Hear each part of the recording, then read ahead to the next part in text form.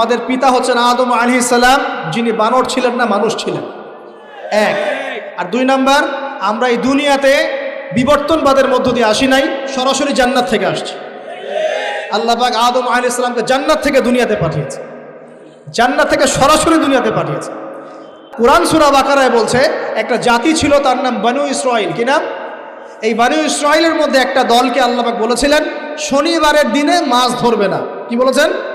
শনিবারে, এই যে সাগর আছে আপনাদের মনে করেন, এই শনিবারে মাছ ধরবে না। তো বনু ইসরাইল বেশি চালাক, অতি চালাক, যারা ওই যে প্যালেস্টাইন দখল করে বসে আছে, ওরা দাবি করে আর কি, আসলে এরা সত্যিকারের বনু ইসরাইল নয়, এরা ইউরোপিয়ান জিউস, এরা কিন্তু সত্যিকারের বনু ইসরাইল নয়।